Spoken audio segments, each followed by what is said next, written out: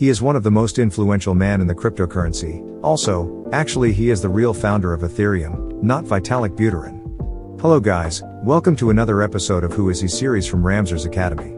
Before start, please like, comment and share this video. Let's start. Dr. Gavin James Wood, despite inheriting his mother's fear of electricity-based accidents, grew to love technology and game theory.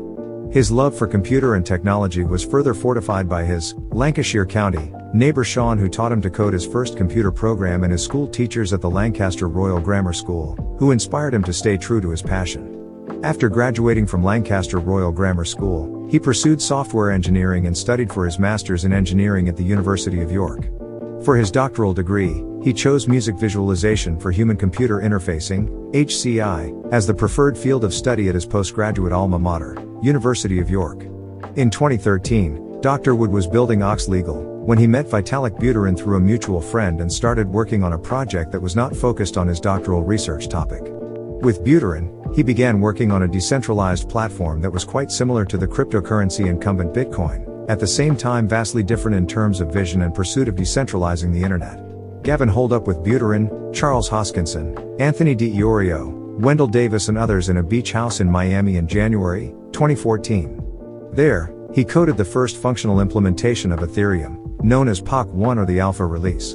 The five of them were to present the POC1 at the North American Bitcoin Conference in Miami, in January 2014. Dr. Wood became a co-founder and the chief technology officer, wrote the Ethereum yellow paper where the Ethereum virtual machine would be specified, the first formal specification of a blockchain state machine to be written.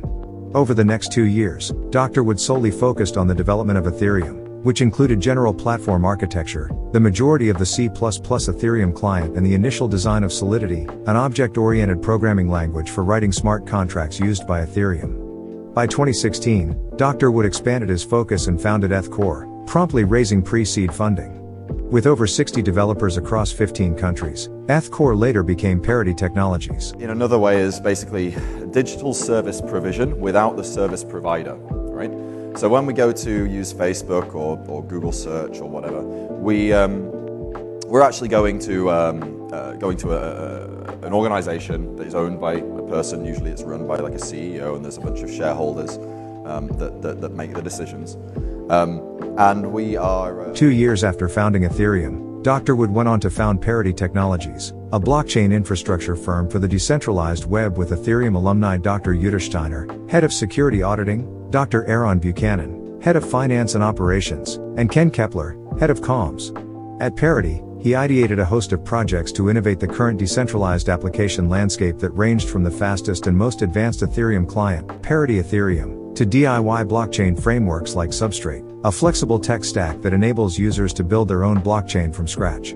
Dr. Wood has continued his decentralized internet vision with Evald Hesse, Dr. Anitar Babic and 3 other blockchain pioneers in co-founding Grid Singularity, which is an open internet-based decentralized energy data exchange platform built on the blockchain technology. He also has been involved in decentralized asset management for multiple blockchains with Melonport AG, in 2016. Dr. Wood founded the Web3 Foundation to nurture technologies and applications in the fields of decentralized web software protocols to stabilize the Web3 ecosystem through the application of modern cryptographic methods in decentralized networks. It's fundamentally based on openness and transparency. Unlike Web 2 technologies, Web 2 social constructs, which are fundamentally based on trust and opaqueness. You don't have any right to go to Facebook and have your auditor audit their systems. That is not a right that you get by using Facebook services, right? Maybe at a push, your government might possibly be able to have some kind of right for that, but then you can't audit your government, that they're actually acting in your interests behind the scenes either. So Web3 is designed with this level of openness and transparency fundamentally being a part of it, so you can audit it. Now maybe you don't always want to audit it, maybe you're lazy and you choose not to audit it, but the point is that you can. And this is a crucial difference, because when push comes to shove, you at least have the option. Web3 Foundation has supported research into the Whisper protocol, which Dr. Wood conceived in 2014, which promises to allow private distributed messaging in the future Web 3.0. The Web3 Foundation has launched the Canary network Kusama that allows developers to explore the finer intricacies of Polkadot in a real economic environment before launching their tech on mainnet. Kusama's launch proved to be a valuable waypoint toward the launch of Polkadot Network, the sharded multi-chain interoperability network Dr. Wood co-founded after leaving Ethereum. When he is not obsessively pushing for the success of the blockchain infrastructure, Dr. Gavin Wood carves out time snowboarding and shares his insights on the industry trends on Medium and Twitter. Beginnings of what we can do with what we've delivered, and indeed what other teams can do with what we've delivered.